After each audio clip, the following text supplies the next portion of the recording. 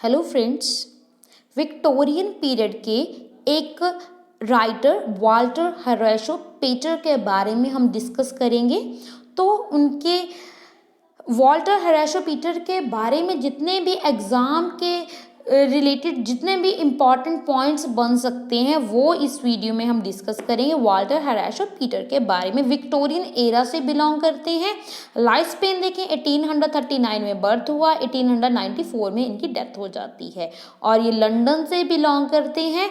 इनके चाइल्डहुड की अगर हम बात करें तो चाइल्डहुड तो बिल्कुल अच्छा नहीं रहा। जब ये 2 साल के थे इनके फादर की डेथ हो जाती है और जब ये सिर्फ 14 साल के थे इनके मदर की भी डेथ हो जाती है, यानी कि छोटी उम्र में ही इनके माता पिता दोनों की डेथ हो जाती है वाल्टर हॉरेशो पेटर की।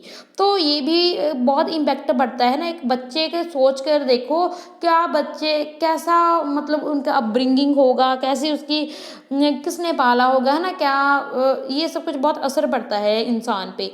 तो ये वाल्टर हॉरेशो पेटर थे, ये एक एसेइस्ट थे, एसे लिखते थे, ओके। और लिटरेरी एंड आर्ट क्रिटिक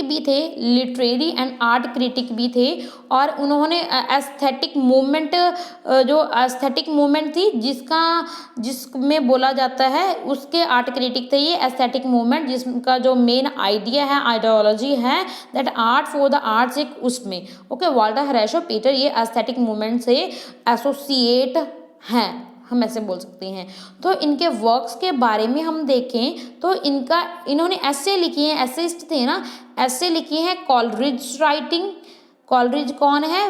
ये एस.टी. कॉलरिज की बात कर रहे हैं। एस.टी. कॉलरिज जो रोमांटिक एरा के राइटर हैं, वो उनकी राइटिंग्स के ऊपर ऐसे लिखा है 1866 में अनोनिमसली पब्लिश करवाया है, यानी कि अनोनिमसली मीन्स गुमनाम से इन्होंने पब्लिश करवाया है ऐसे ही, ओके। ये जो वर्क है अनोनिमसली पब्लिश करवाया और ये एक जर्नल में पब्लिश करवाया था, जर्नल का नेम था द लिबरल।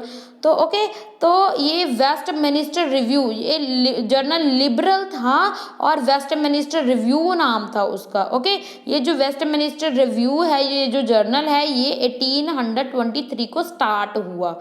इस जर्नल में वेस्टमिनिस्टर रिव्यू में जो एक जर्नल है लिबरल जर्नल है, उसमें इन्होंने अपने ऐसे कॉलरिज राइटिंग 1866 को वाल्टर हॉरेशो पेटर ने अनोनिमसली पब्लिश करवाई। Then the poems of William Morris 1868 में इन्होंने ये वर्क पोइम्स पब्लिश करवाई। ये भी इनका वर्क नहीं है, यानी कि इनका ऊपर ही ऐसे है जैसे विलियम मॉरिस ये ऊपर कॉलरिज के ऊपर लिखा था और इसमें इन्होंने रोमांटिसिज्म की आइडियोलॉजी को एडमायर किया है। और देन आ जाता है study in the history of the रिनाइसा। The studies in the history of the रिनाइसा ये 1873 में आता है। ये भी एसेज हैं और ये अगर हम रिनाइसा की बात करें, रिनाइसा का टाइम ऑफ पीरियड क्या है ये भी तो हमें पता होना चाहिए। रिनाइसा के ऊपर लिखा है ना इन्होंने the study in the history of the रिनाइसा 1873 में ऐसे आया।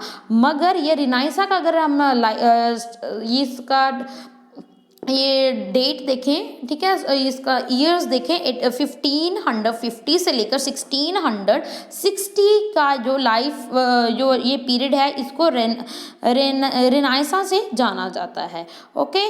देन आ जाता है इन्होंने जैसे इस वर्क में जो study in the history of रिनाइसा, इस वर्क में रिनाइसा के बारे में भी बोला है और इन्होंने इनके पेंटर थे जो फेमस पेंटर जैसे लियोनार्डो दा विंची, माइकल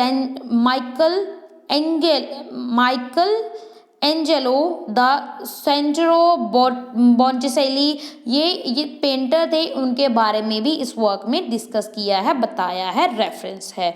और रिवाइज्ड एडिशन भी आया studies in the history of the रिनाइसा work क्या 1873 में आया था ना ये जो वर्क, और उसका रिवाइज्ड एडिशन आया the रिनाइसा the study in the art and poetry 1877 में, यानी कि आफ्टर 4 ईयर इसका रिवाइज्ड एडिशन भी ही आता है।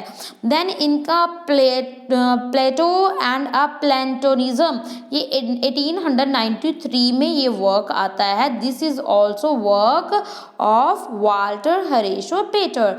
This is important exam point, exam के पॉइंट ऑफ व्यू से इम्पॉर्टेंट ये पॉइंट्स बनते थे वाल्टर हरेशो पेटर के बारे में। आई होप ये वीडियो आपके लिए हेल्पफुल होगी। Thanks for listening me.